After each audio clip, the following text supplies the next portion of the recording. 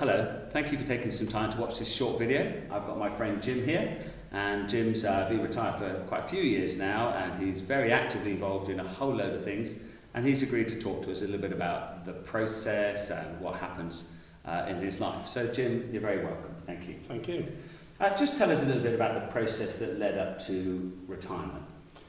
Well, I look back and I feel fortunate in my 50s, presided over quite a lot of retirement courses for our people, and it caused me to think so that as I moved up towards the latter 50s, Edna and I realised we were facing a big change.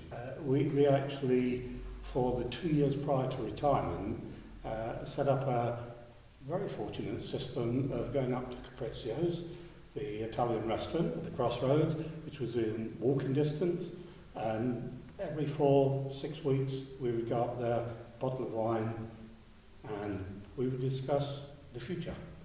So you thought it through, you planned it through, you discussed it, and then what actually happened? What happened when you actually retired? Was there some sort of big event? Yes, it was.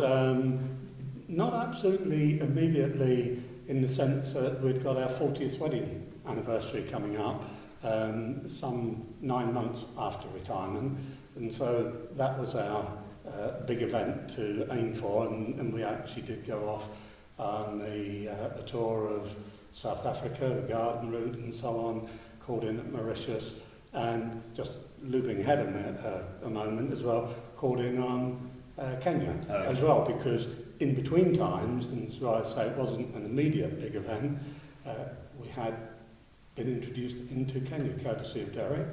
I was just absolutely, totally smitten by it. Worried Edna no end when I first came. I didn't realise how enthused I was. Came back, and Edna uttered the immortal words of, "But what can a retired businessman like you do in rural Kenya?" Just tell us a little bit more about how you've used your skills and how you've managed to have such an impact in that community. Well, I suppose one of the things you realise when you're in that community, they're lovely, bright, outgoing people, but their whole education system and their environment means that they live very much on a day-to-day basis. Everything is about how do I get my family through the day. Totally different to us. We've grown up with logic, thinking ahead, saving, and all this, and it's really applying all that basic logic process that we take for granted. And I don't tell them how to milk cows. I don't tell them how to look after goats.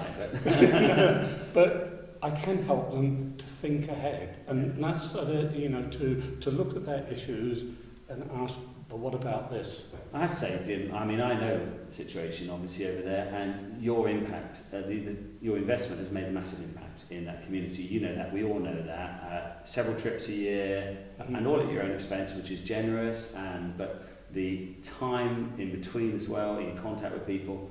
And I just think it's fantastic that somebody with all your background and your skills could bring those to apply to this situation.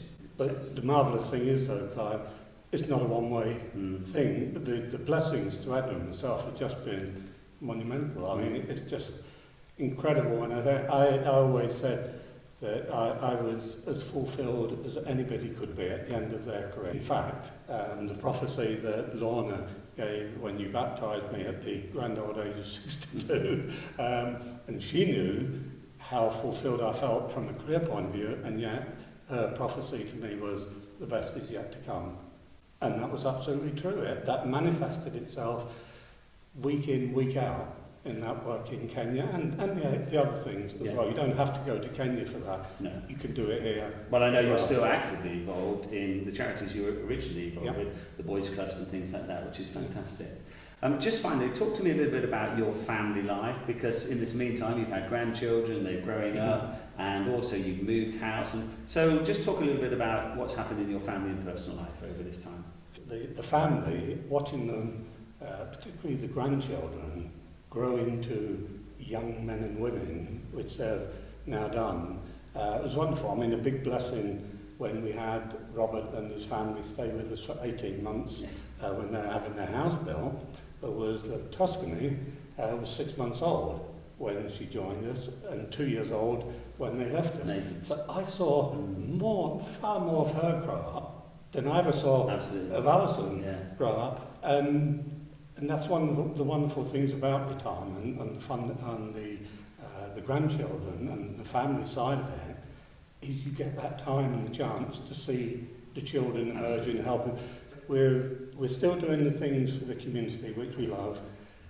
We're still watching our children grow into adulthood, but we've also made it secure for each other. I have to say, you're a wise man, and it's been great, and it's been wonderful to watch what's gone on.